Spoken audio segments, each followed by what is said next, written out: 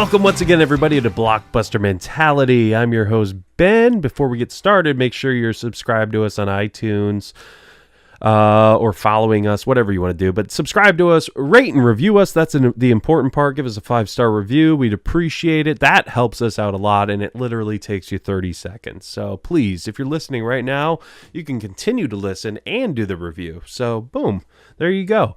Follow us on Instagram at Blockbuster Mentality, Twitter at BlockbusterCast. What else? BlockbusterMentality.com. That's where you get all the updates on the show. Oh man, it was a absolute blast of a conversation I had just now with Harland Williams, comedian, actor. He's an artist. He's hilarious. We went on a just random rant at the beginning of the show, which you'll enjoy.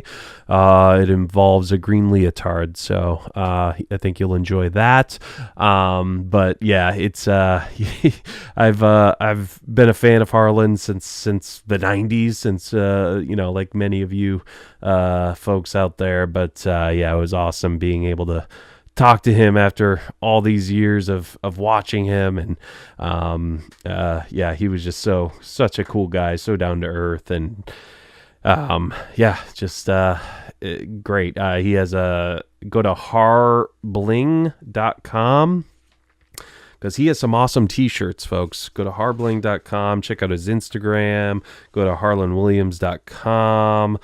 He also has short stories coming out, or a novel coming out, that he plugs in the show, so stay tuned for that. I'm sure you can just look up Harland Williams novel on the interwebs, and you'll find it. I apologize, I can't remember off the top of my head what he said to me literally 5 minutes ago, but no, they sound really cool. A bunch of short stories, like Twilight Zone-ish. So definitely look that up. But yeah, here is the movie we talk about. We touch on is a 1980s Airplane, classic comedy, and yeah, fun quote in the movie with him. But anyway, here is my very fun conversation with Harland Williams.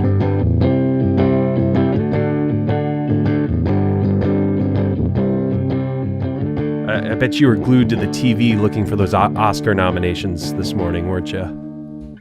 No, I wasn't. I don't even have TV anymore. I don't watch it. I don't watch the news. I don't watch anything. Good for you, man. It's It's bad. I mean, do you have like streaming services like Netflix and all that? Yeah, I got that, but I got rid of satellite. I don't watch any news anymore. I don't watch. It's just too corrupt, and it's too. There's nothing good being said. I don't believe most of it, and so I just thought goodbye. Yeah. Has it been rewarding? Do you notice the difference? Yeah. Oh yeah. Yeah. I'm not weighed down with all the BS. Yeah, I bet, man. Yeah, seriously. Yeah, that's I mean, me and my wife, we pretty much just have like the streaming services, things like that. I catch up on, things like the Oscars on the cesspool that is Twitter, but that's another story right there, social media. Oh, yes. Are you a social media guy? I got rid of my Twitter, my Facebook. All I have left is my Instagram, because it's fun. I just post videos to make people laugh. So right, yeah. Anything filtering in the news or everybody's opinions, and it's too overwhelming. I don't want to hear it. So I'd rather go outside and pick blueberries and watch the clouds go by and listen to hummingbirds fly past my face, and they make a really cool swishing noise. That is nice. Are you in LA, or where are you? LA, buddy. Yeah? LA. Yeah. Are there really hummingbirds by your house in LA? I got tons of them, guy. And blueberries? They fly by my face like helicopters at Kenny G's private summer home. Yeah, man, that's beautiful, man. That's beautiful. Really sweet. The blueberries I might have made up, but in my mind, there's blueberries in my yard. hey, as long as they're somewhere, in your mind, in your fridge, as My long as they're yard, somewhere. and I put on my green leotards every morning, and I skip through them before the dew slides off of them. So, That's great, man. you Is ever you ever put on green leotards and just go for a skip? I haven't, but now I Well, can't you I will. can't imagine doing anything else right now. That's Well, really it's gonna happen. Just be patient. It's but coming. it's, I mean, I'm a very impatient man, so I'm probably going to go on Amazon and buy a green leotard while we speak. I might even, Oh, do good. that. And what So, goes really good with them are the curly elf shoes. If you get some of those, the ones that curl at the top, like yeah. the Dairy Queen ice cream, like you put those on and the green leotards and shirt topless and just skip away. Yeah, man.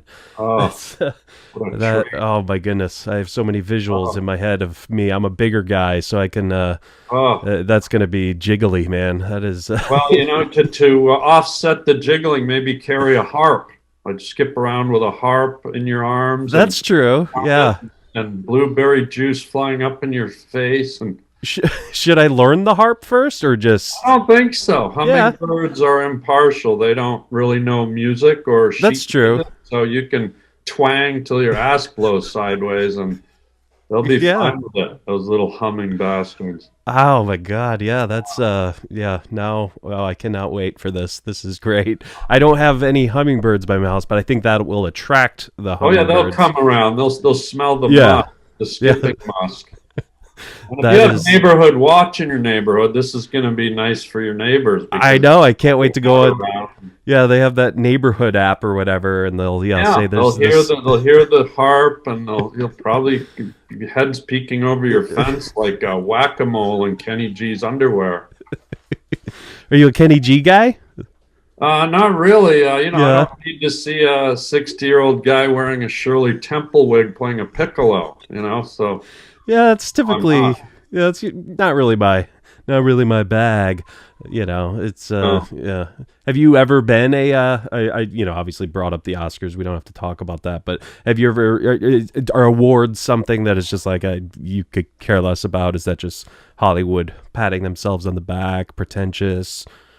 I used to be really enchanted by the awards, and there was a time in my life before I even got into the entertainment industry where I envisioned myself winning an Oscar for something. I didn't know whether it be a movie or a script, but I figure if I was going to come to Hollywood, you should always aim as high as you can. So I always visualized the Oscar experience, but the more I see these actors and the pretentious attitude and the speeches and the talking down to people and the politics, it's like Oh, yeah. I can't stand it. I don't even watch it anymore. It makes me Yeah. it. I do not blame you. Yeah, because it's just gotten so just. It's not even about the movies. Like that's what we're celebrating movies. The Yeah. great this great art form, and we gotta stand on our soapbox to which I understand sometimes. It's good to have a good cause, and you're fighting for Not that. But really. Not really. Not for the Oscars. well, How about yeah, talk that's what I'm about saying. Yeah, go ahead. talk about your experience as an actor and your struggles and Right. your methodology and your insights into the world you work within. I don't need to hear your Yeah. recital about politics or world matters or they've just totally ruined it for the average person who, like you just said, just wants to enjoy the world of movies. Yeah. And on top of that, many of the movies that get in are it seems like there's a little elite pretentious group that, oh, there's a movie about an ex-heroin addict who wears a wig and found a pet wallaby, and let's put that in over Avatar, which is a groundbreaking movie that redefined filmmaking. But let's nominate the movie about the heroin addict with who wears high heels. Y- It's just let's Yeah. put Give the it. give the Oscar to the actor who wore the most prosthetics, and they didn't even look like them, so we got to give them an Oscar because that was such hard work of them to put on that makeup, for that guy put on 40 pounds for his role. Ooh, okay. Well, what about the script and the story and how much the audience liked it? And come on, guy. Exactly. Now, you said you envision yourself, someday, you winning an Oscar back in the day. Like, I know you mainly for comedy, but like, were you envisioning yourself getting into more dramatic stuff, or like, what were you interested in? Yeah, I just realized I was going to have a journey in the entertainment industry, and I just, I had this vibe that someday I would make my way up to that podium. And whether that happens or not, it's probably less and less likely as I get older. But it's, when you're young and your head's full of dreams, I always, my idea was dream big, shoot for knocking it over the wall, and I'm still in a world where it could happen, but who knows? But I always said about award shows, I've had people invite me to go to the Oscars and stuff. I said, I don't want to attend unless I'm actually a participant.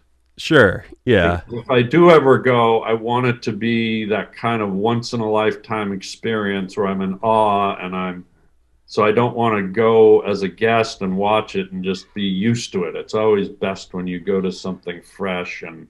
Yeah. What have you? I mean, forgive me. I mean, I'm a fan of your work, but I'm mainly familiar with the comedy work. But have you done like any like dramatic roles? It's so funny you asked that. I was just hiking in Runyon Canyon today. Yeah. And I bumped into a director who directed me in a film, Vicki Jensen, who directed the first Shrek movie. Oh, okay. She cast me in her first live action independent movie called Family Tree as the lead, and it went to Sundance and it went to all the festivals. And she reminded me today when I saw that I was nominated out of a field of about 400 or 500 people. I was one of the 5 people nominated as best actor in some very prestigious.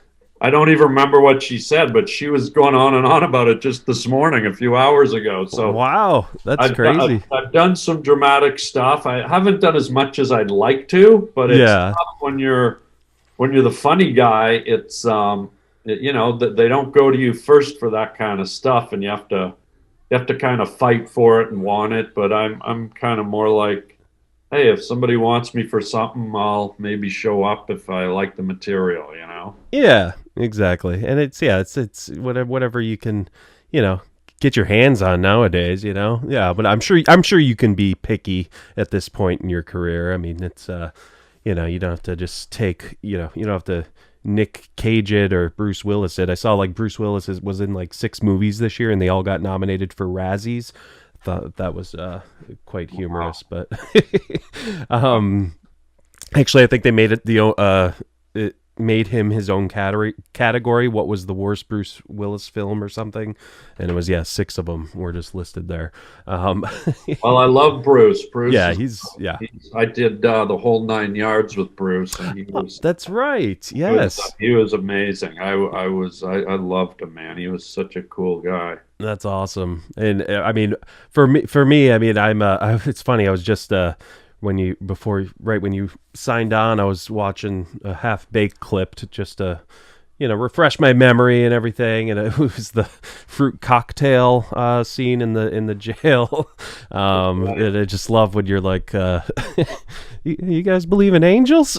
It's like you're just, I don't know where, just make small talk with these dangerous men and ask them if they believe in angels.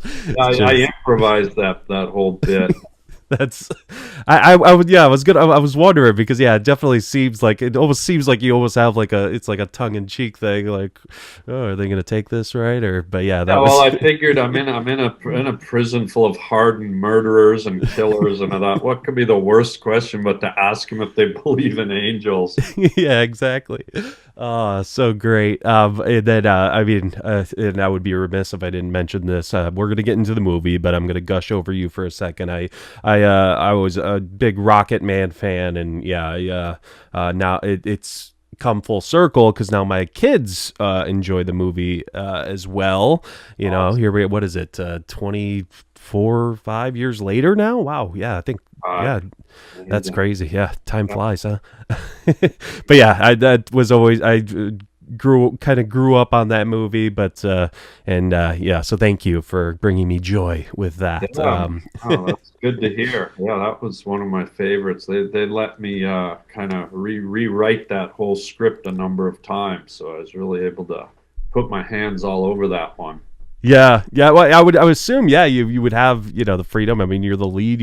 You're in basically every scene. I mean, it kind of rides on you, you know, this project. And we just had not just, it was a couple months ago, William Sadler. We had him on a couple months ago, and he seems like a great guy. If you want to tell me different, that's cool too. It's juicy content, but you know.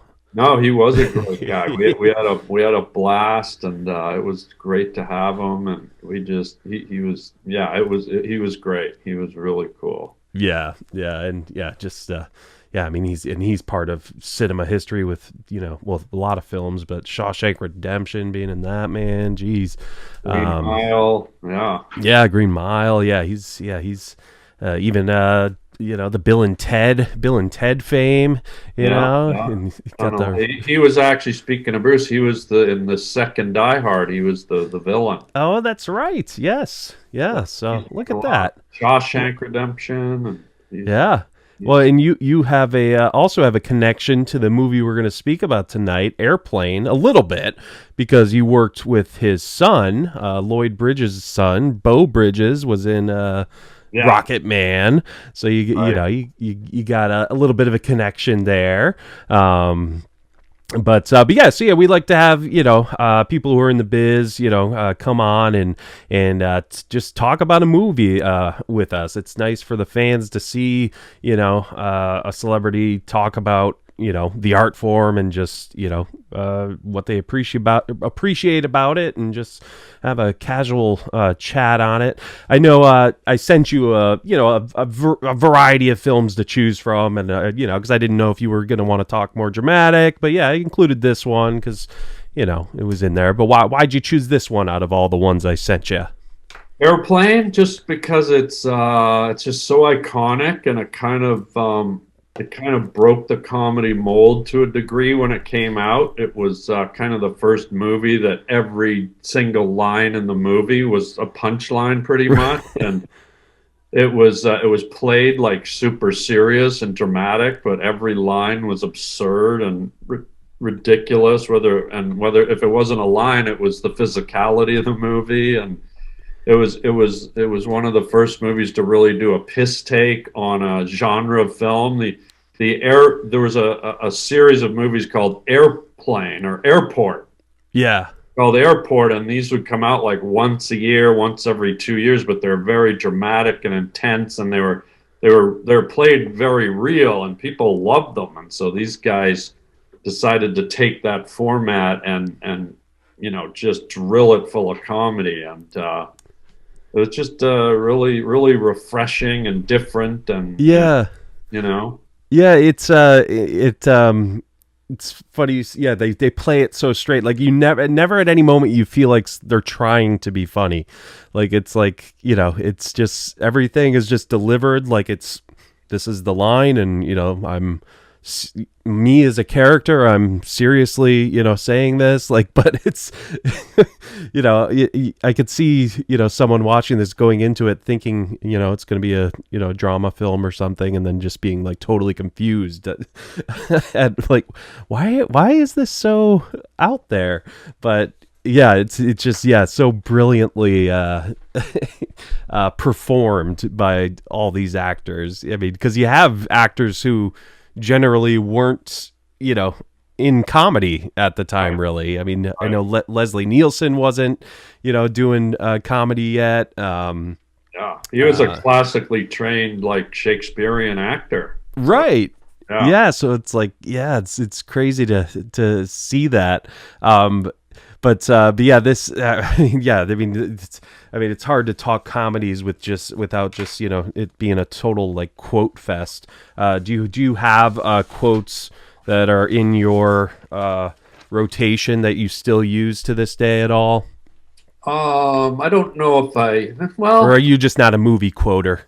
no, I've quoted tons of movies, but I think my quotes come from a lot more bizarre, obscure movies. Like I still quote lines from the movie Blue Velvet, the David Lynch movie. Oh Like wow! Oh, I would have broke that down with you. Yeah. tons of quotes from that, tons of quotes from the Hitcher with Rutger Hauer. Oh wow! Yeah. What's Um, what's your? Give me some quotes from Blue Velvet that you use. oh, I mean, there's so many. Be as filthy as you want. Oh my God. Well, Dennis Hopper was such a he was just like, "Oh, hello neighbor. You want to go for a ride? Good idea. Let's go for a ride. We're taking our neighbor for a joyride." And just right at the beginning when Jeffrey finds the human ear and he goes to the police and the cop goes, "Yes, that's a human ear, all right." Just like we would sing the Candy Coated Clown that Dean Stockwell did when they went to Ben's, and Yep. Dennis Hopper, all F anything that moves, and let's, Yeah. let's take your neighbor for a joyride. We're going for a joyride. Just it doesn't end. That has to be. I mean, he's got to be one of the most menacing villains of all time. I mean, that Oh just yeah. that he just is so intimidating and scary, and like I think we did like an episode of top 5 movie villains, and I actually included him, not because Yeah. I hate him, he's terrible, but that just I think speaks to Dennis Hopper's performance in that. Oh yeah. Really tapped into some dark energy, and it was great. It was just really convincing and Yeah, powerful. and I love jumping from Airplane to Blue Velvet. It's easy to compare the two. It's Ah, well, I do have a lot of quotes from Airplane. I mean, mostly, Leslie Nielsen, don't call me Shirley, and yeah, stuff like that, and there's a lot in there, but for some reason, comedy quotes are a bit more predictable when you're hanging out with friends. I find it's yeah. always kind of more of a surprise on people when you pull something out of something dark or dramatic. Yeah, exactly. Yeah, that it's just like, wait, what? What was that? But Like yeah, quotes from The Shining and like yeah. horror movies are always the Stepfather, a movie that came out in the 80s. Oh man, yeah. You pull all the deep cuts, man. Uh, Well, this movie, I mean, this made famous the whole, or I don't even know, how many movies really do this, but I've done it lots of times, or I forget. He says he's nervous, and she says first time. He said no, I've been nervous lots of times. Like she meant right. first time flying. Like they kept doing lines like that, and Oh it's just yeah. like, it's just they're answering the wrong question, but again, so they just deliver it so deadpan. Like that's their line. That's Oh yeah. that's my Just that response. when they weren't doing lines, they were, just like, Billy, have you ever been in a Roman steam bath? Like, you think back then, like a grown man talking to a little boy with kind of this pedophilia kind of, and you're like, now, like, when I saw that movie, I didn't even know that stuff existed in life because I was a kid. I didn't know that men went after boys, and I was a bit confused when I saw that part. Right.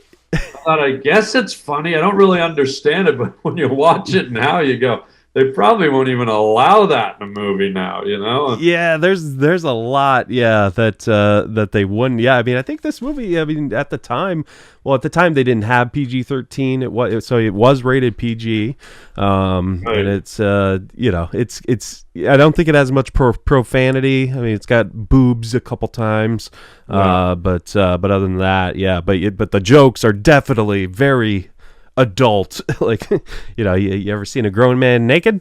It's just Yeah. like it's just and I just love how they don't have the kid respond or anything, they just move on. It's Yeah. And then there's that scene in the airplane where the two big black dudes are like talking jive, and June Cleaver from Leave It to Beaver She goes, "Excuse me, stewardess, I speak jive," and then she starts talking and all this funny jive talk with the other guys, and it's just everything was so out of nowhere. You didn't see it coming a lot of the time, and it was Yeah. hilarious.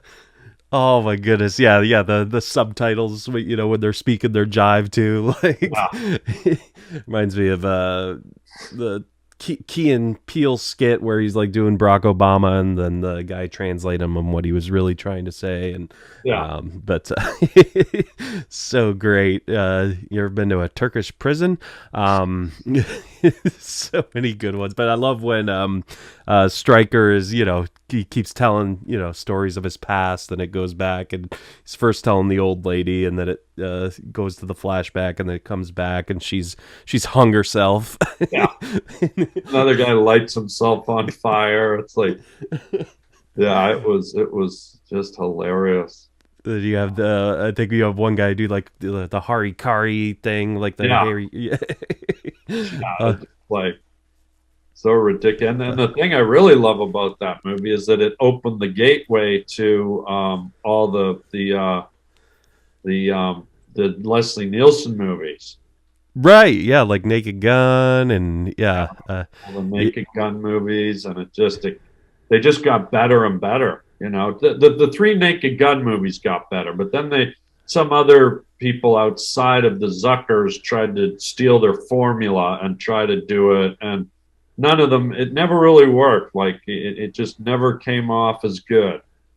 what do you think, the difference really, like, I mean, because you got to think they took a little inspiration from like Mel Brooks movies, Yeah. because that kind of satire, but because those movies came out before, like Blazing Saddles, I think, what was that, 70s, History of and the world and all the yeah, those yeah. were all, yeah, back then. I mean, and it seems like this one became more mainstream. Like, what do you think? Like the difference with Mel Brooks's movies and this movie is like. What I do think you? I think Mel Brooks's movies kind of skewed a little older. Like he did. Young Frankenstein actually looked like an old black and white movie, so it was it was so genre oriented and Yeah, high anxiety, and a lot of his movies were kind of history of the world. It felt like older themes and older movie references, whereas Airplane was taking at that time what was current, with the airport movies I mentioned earlier, and kind of putting in a lot of pop culture humor versus kind of humor that fit the date of Mel Brooks's movies. Like he'd do History of the World and be making jokes about Romans, right. and in Young Frankenstein, he'd be making jokes about people from that era when they lived in castles and villages, and it was funny. But Airplane was doing current jokes about pop culture and what was happening currently in society. So I think it was just more relatable to the Sure. average person.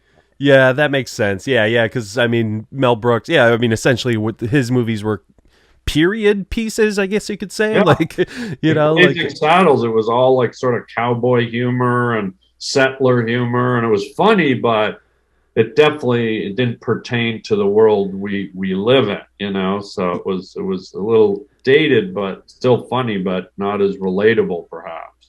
Right. Yeah, definitely. Because yeah, I mean this one, yeah, like you said, it's current, and they even bring in, Kareem Kareem Abdul-Jabbar as as he technically plays himself, but no, he's Roger Murdoch. He keeps Yeah, insisting, to the kid, and yeah, but then the kid, bashes his defense, his and he's not going to have that. But yeah, it's just they get this guy to star in it. I think I read if IMDb trivia is any good source. I read might have gotten Bruce Jenner for it. They were also trying for Barry Manilow, which God, that is, would have been funny. Just him in anything. That's a guy I think for real skips in his backyard in Green Leotards for sure. Yeah, Definitely. Yeah. I'm gonna have to Photoshop something. Well, first I need to learn how to Photoshop, but then Yeah, you then do. I'll then I'll do that. You need to get to DeVry, little buddy. Well, I'm not. Are you still? Are you still like a drawer? Do you still draw? Yeah, look at this. You see my That T-shirt? you drew that T-shirt. That's not even a T-shirt. That's on your skin. Yeah, What? right. I wish. No, this is one of the things Yeah. I do now is I draw on T-shirts, and I've been selling them, and I sold so many. I actually had to build a website called harbling.com, HARbling.com, and so what I'll do is I'll draw like 30 or 40 fresh shirts, put them up, and then people were getting bummed that because there's only one of each shirt, so now we have prints available on harbling.com, and this shirt and others will be going up probably in about a week and a half on sale. So it's kind of like whoever gets in there first gets an original hand-drawn shirt that I personally draw them. So So you when you buy it, if it's you'll know if it's the original is because you. that's right. Okay. Okay. Oh yeah, Good. you'll know it's the original because you can see it's drawn right on, and then if the original sells out, you can go in and get a print on you can get it on a hoodie or a shirt or a coffee mug. It's really cool. We just put the site up about a month ago, and it's going really, people are loving the original artwork. So this is a shirt I just finished on the weekend, and Nice. yeah, it's fun. So It's like so actually draw it on the shirt. You don't draw it like on a program or on a paper and oh, then I transfer draw it to the right shirt. on the shirt with Sharpies, and Nice.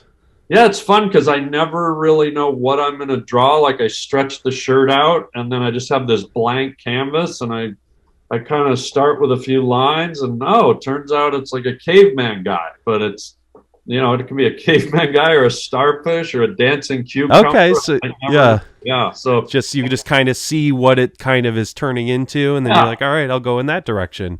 That's awesome, man. Yeah, those are. I'm gonna definitely have to check those out and have our audience check that out. What's the site called? it's called harbling.com, HARBLING, harbling. It's the first part of my name, Harland, but we put all the archived shirts on there. So if you want to go look at all the past designs, and if you see one you like, email us at Harbling, and we'll put it on whatever kind of shirt or hoodie or whatever you want it, and we'll put it in the store for you. So it's Nice. pretty fun. Yeah, I That's like awesome. seeing people wear like original stuff because Yeah. there's so many brand names and trademarks like Nike and Tommy Hilfiger, and it's like and there's nothing wrong with that. Like that's fine. Right. I've worn Levi's my whole life. I love them, but in my mind, it's like, man, I'd love to see people wearing one of a kind type of like real art, and so that's kind of why I did it. I love to draw, but also I wanted people to have something that was original. So Yeah. No, I love that. That's uh, awesome. And then I mean, but is that a more recent thing, the drawing on T-shirts, or? I did it. I've done it for probably the last like 10 years, but I do like 4 or 5 a year. I just did Yeah. it as a throwaway.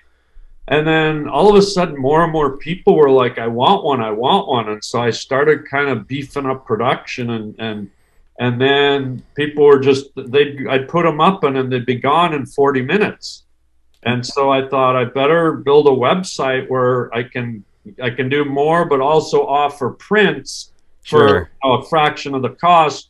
For those who can't get the real one, at least they can get a print of an image that they like. So it's been really rewarding to see people coming out and buying. I call it wearable art. I love it. Well, Yeah, and it's great too that you're getting your one of your passions out there too, where people can see that different side of you too, yeah. that they don't typically see. And have you ever seen anyone trying to resell it? Have you ever seen them up for resale like on eBay or anything? I haven't seen it. I'm not really looking for it. I Well, hope yeah, people don't do that, but they might. But I really hope that someone would buy one and go, wow, I've got an original piece of yeah, art, and want to wear it out into the world so that sure, people notice it, because they will notice it. But some people have told me, they emailed me and said, "Oh, I bought a shirt and I'm framing it and hanging it on the wall." And it's their shirt to do that, but in the back of my head, I'm like, "Oh, it's not really the point. The point is to wear the art out into the world and let other people see it and share in it. But you're the guy. You're like the walking frame, you know. So it's like I encourage people to wear them out into the world, and but it's theirs once they buy it, so they can do whatever they want. So Yeah. Well, I wish this was like a fictional thing I drew, because it's the Detroit Lions. yeah. They might as well be fictional because Oh, there's, I know they're so bad that, but I'll save my pity party for another show. So I mean, what do you get out of, is it more therapeutic for you when you're drawing? Like what different feelings are you getting when if you're doing stand up, when you're drawing, when you're acting? Like what different feelings are you getting? Like what do it's you get cool. out of all of them? A lot of people in life need like therapy, or they like to meditate, or they like to chant, or they like a morning coffee or whatever. Like you wake up and you kind of get all the juices flowing. And what I do is I wake up and I get a blank shirt and I draw, and it just kind of draw. These shirts can take a while, so it's Yeah. just kind of, I kind of get into this zone where I'm focused on this thing. So I'm half drawing, I'm half thinking about life and the world, and it's a really kind of cool way to start my day. Or even if I end up doing it later in the day, it's very meditative, and you get into a little bit of a trance when you get focused on anything creative. But when you're drawing or painting, it's you're looking at something and your brain's trying to put the pieces together to make, with this piece I just started with the eyes, and I didn't know that he was going to be like a hairy looking caveman with a scowling mouth. I just had these eyes, and then I was like, oh, by the time I was finished, I was like, God, this guy's pretty rad. Yeah. It, and then do you get like that any sort of therapeutic feeling when you're acting or doing stand up? Oh yeah, stand up is I equate that to almost like flying, because as much as I love doing movies and television, it's scripted and there's parameters, but when I'm up on stage doing stand up, I just get to float.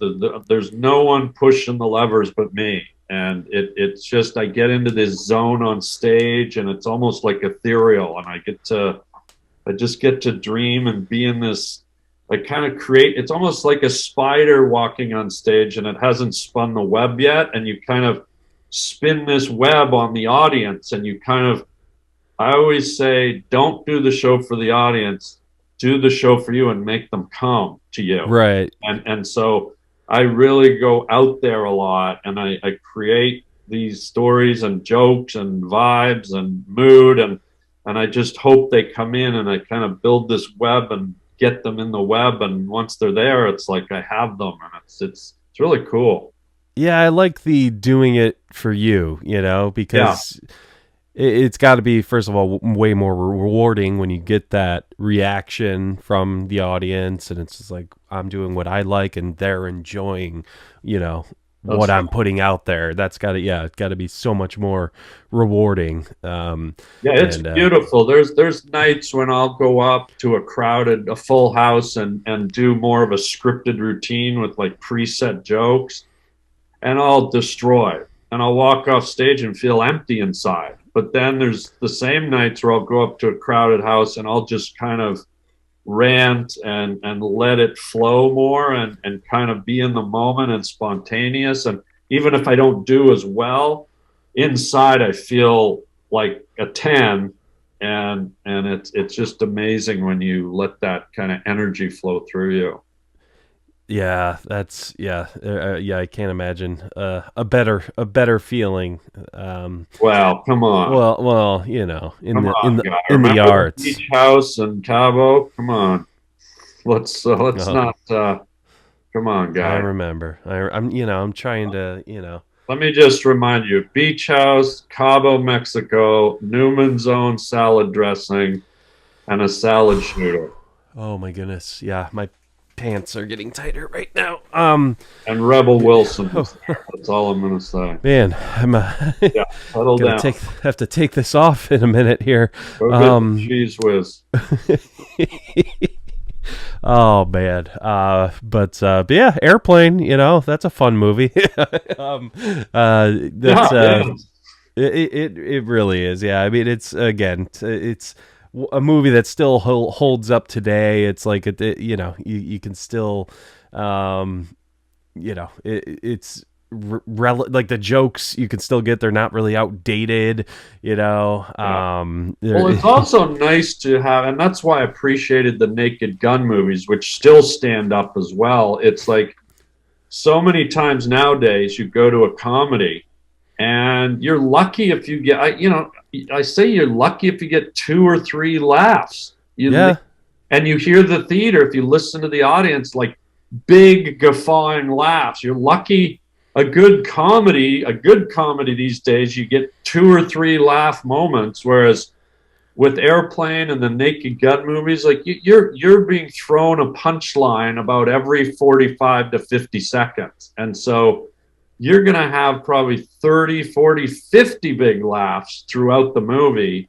And that's why I like movies like, you know, Austin Powers and Pet Detective and Dumb and Dumber and Something About Mary. Like, I love movies where they just keep serving up the jokes, man. And that's what a real comedy should be, you know, unless it's yeah. a subtle kind of dark comedy. But I mean, what do you think? I mean, well, first I'll ask you this: what can you think of a comedy? Say I feel like saying 5 years, but it seems like 10 years now because it's already freaking 2022. Can you think of a comedy in the last 10 years, so since 2012, that stands out to you?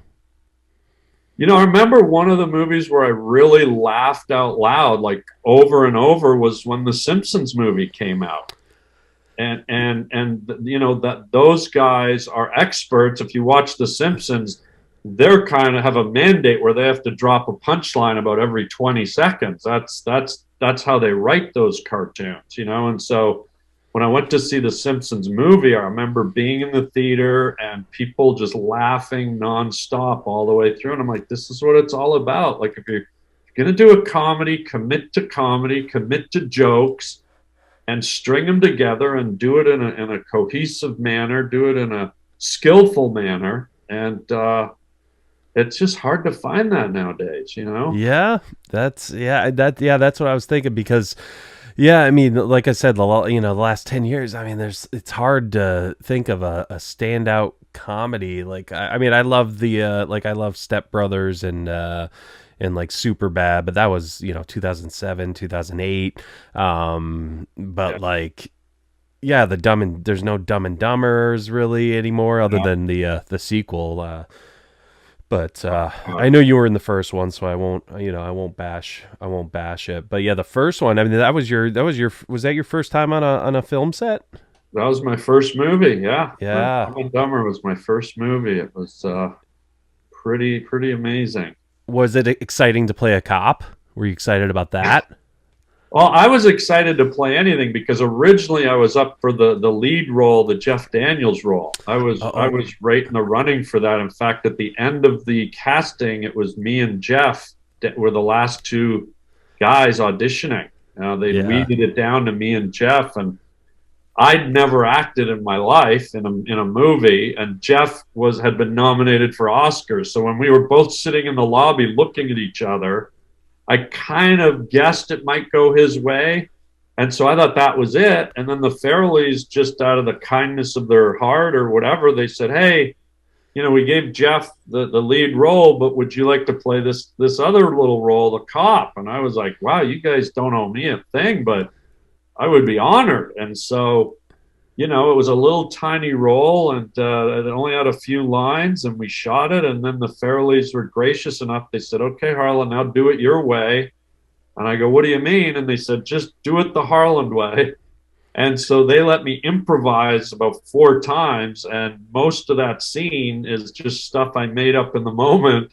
yeah, That. And it was just exhilarating. It was so fun. And the fact that they gave me that freedom, and the fact that they left I'd say half the scene is the script, and the other half of the scene is just my improvisation. And the fact that they put it in, I was honored and I was shocked, and the fact that it worked, it was just amazing. And so Yeah. that Yeah, like you said, yeah, they don't owe you it, but yeah, that's great. yeah, That's super nice of them to they're still beautiful. Yeah. include you, and it's it's a one of the standout moments in the many standout moments in the entire film. I mean, is Oh, are you was the grandpa's cough medicine your line, or was that in the script? that what the grandpa's you boys been sucking back on granddaddy's cough syrup.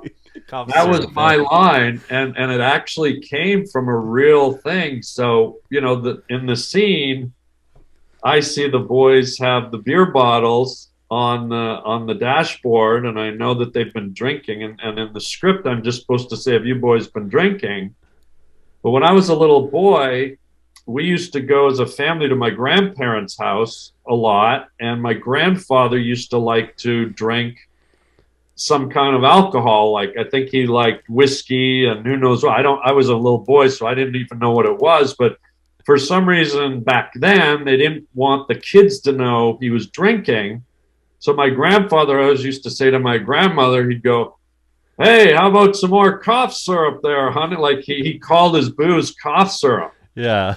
When I saw the booze, it came into my head the term cough syrup, and my grandfather. So I said, "You boys been sucking on granddaddy's old cough syrup." And what I love about it is people quote that line to me everywhere I go in the world, pretty much, and it just kind of in a weird way it kept the memory of my grandfather alive in me, and Yeah. when I hear people say it, they don't realize they're touching a very sentimental part of me. So it's really kind of That's beautiful, and I hope my grandfather is up there enjoying it. Yeah, I love definitely, man. That's awesome. Yeah, you got yeah, it's like yeah, first of all, a scene people recognize, but yeah, it's a way to honor your grandfather too. And yeah, yeah, that's awesome, man. Great memory to have associated with that. yeah. But With the I know, Jim Carrey got huge in '94. Were you guys aware yet that he was becoming this big star when you were in the casting/film process? Or because I don't know when, Ace Ventura and The Mask, I know they came out the same year. I don't know if they were out yet when you guys were doing all that. Were you aware of his um, rising? well, I was aware of he was kind of emerging in the television world. He was on In Living Color, and he was kind of like everyone referred to him as the funny white guy on In Living Color because it was an all black cast and he was the only white dude. Right. And so he had notoriety for that. But then in the background, he shot the first Ace Ventura movie. That was his first kind of solo movie. And before it came out, Jim was still doing stand up. And so he had asked me to tour with him to open for him on the road. And so the weekend that Ace Ventura came out, we were touring in Atlanta and Chicago. We were doing two theaters. And the movie came out on the Friday night. And after the show, we went back to his hotel room, and we both had the same manager at the time. And the manager was phoning all over the place, and the numbers were coming in for how the movie did. And literally, we were in the room, and the numbers came in, and the numbers indicated that it was going to be a huge hit. And it's a weird term, but I always say I literally watched as Jim's star flipped over. We were in the room smoking cigars, celebrating, and I literally was there the moment he transitioned from the white guy in Living Color to huge movie star. Like it was right in Yeah. that moment. It resonates with me. It was a real special place to be, and it was Yeah. fascinating. So yeah, I actually did see the change, and after that movie came out, it was like he just blew off to the stratosphere. Yeah, absolutely. And then the Fairley brothers, obviously, you had also mentioned earlier. What's it? Mary. Something about Mary. There we Oh, go. yeah, Yeah, you were in that too. So they called you back again, man. That's I mean yeah. that's That's cool. You know, you They get, actually called me back too for Kingpin. They offered me the Randy Quaid role of the Amish kid. what happened there? And I was just sitting at home one day on my computer, and the phone rang. I was like, "Hey, Harland, it's Peter Farrelly." I was like, "Hey, Peter." Like, to think that that happened now, when we live in a world where it's just so hard you have to audition and you have to know some. But the fact he just called me at home and said, "Yeah, we're doing this movie, the Kingpin, and we want you to play this Amish kid." And I was like, "Oh man, I'd love to." And then he told me when they're shooting, and I was shooting my sitcom at the time.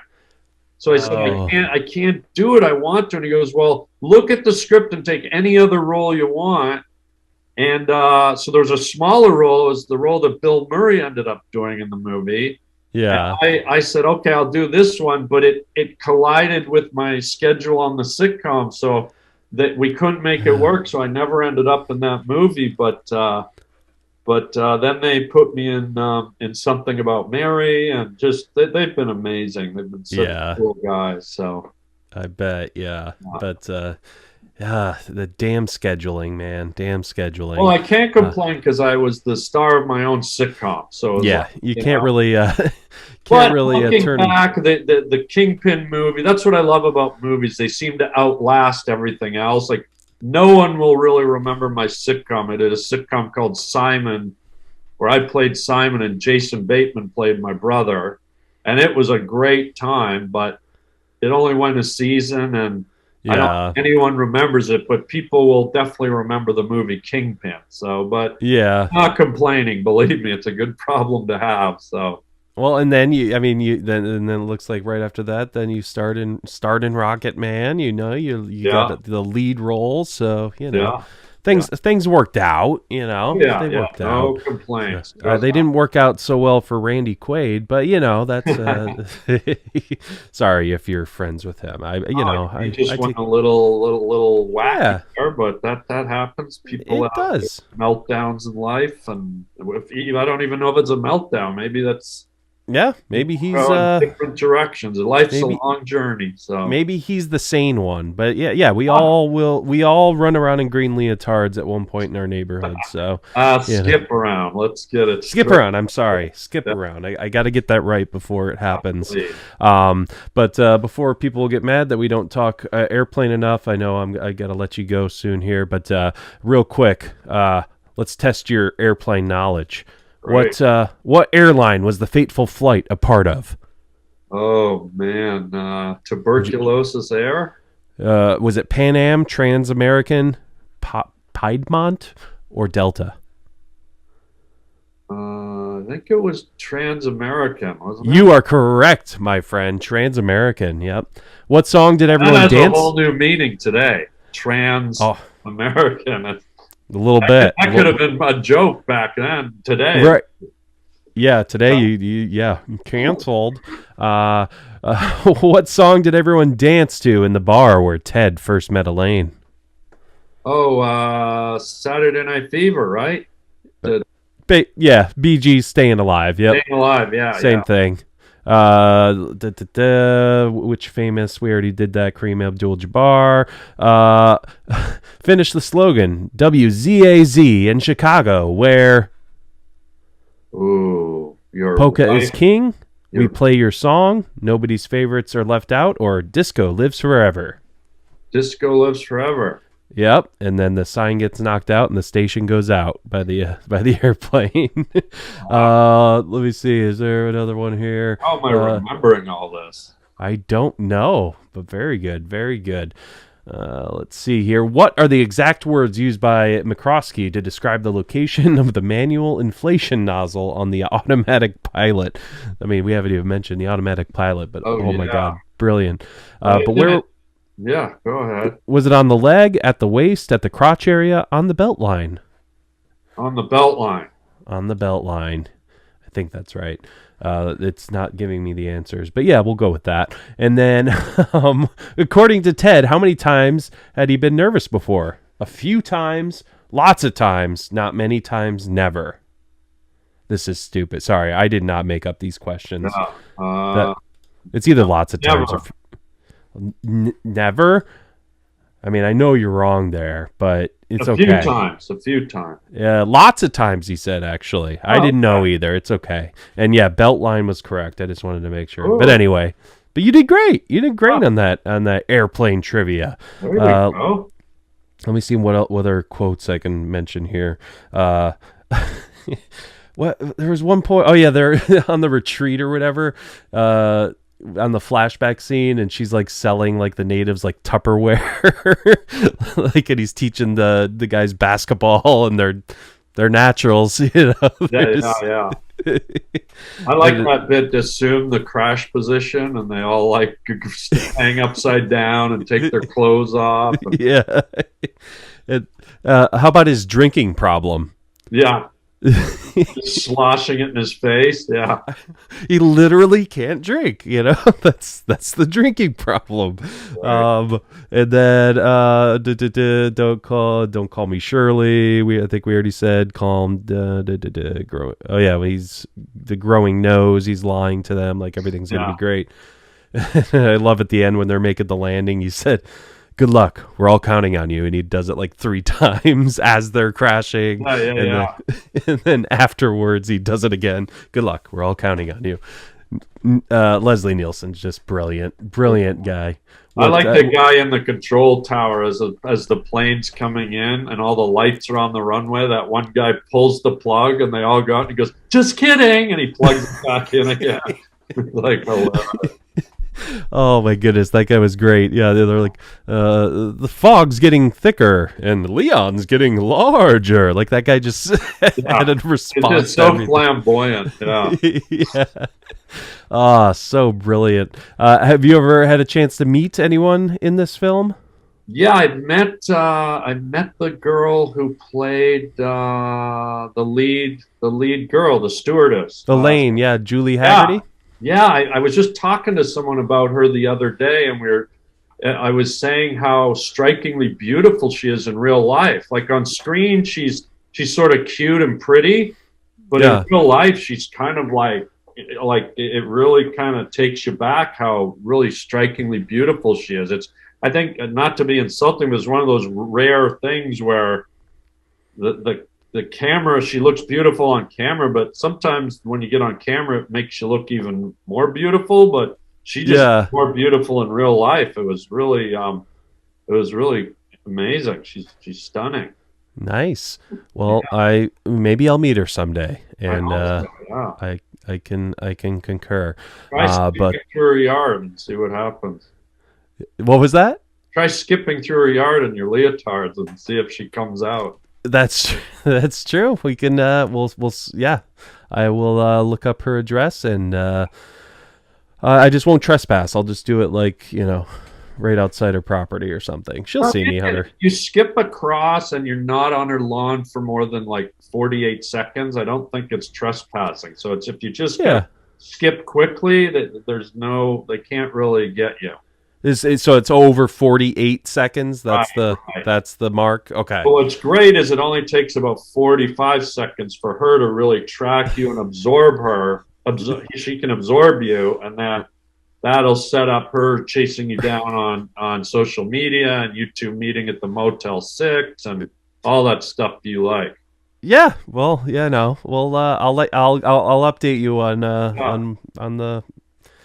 on what happens. So Just put a ring camera on the wall and you can show us.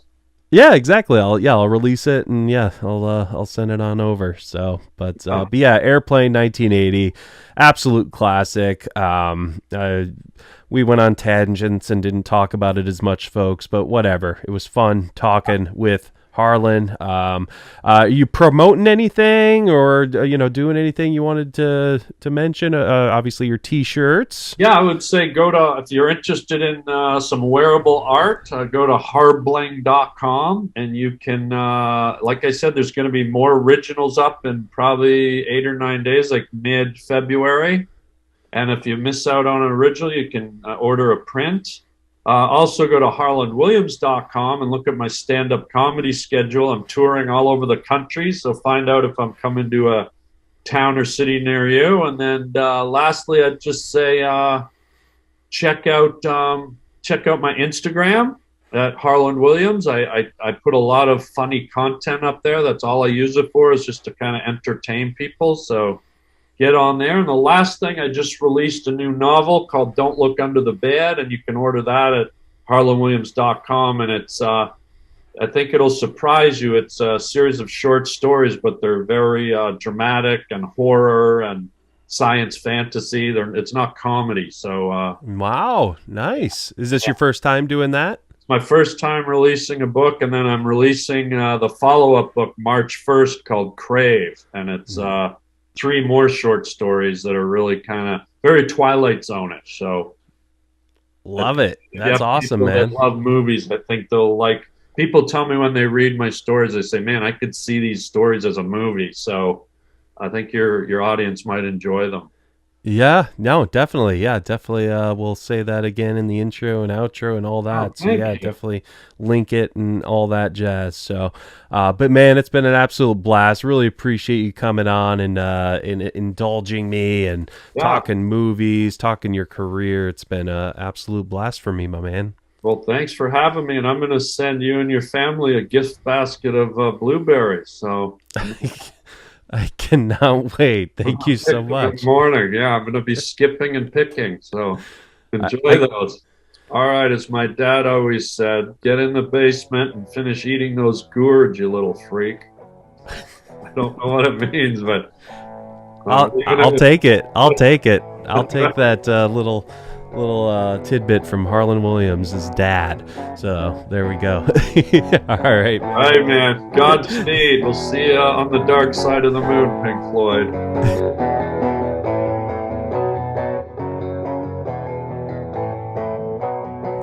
There you have it, folks. Harland Williams, Airplane. What a great guy, hilarious guy.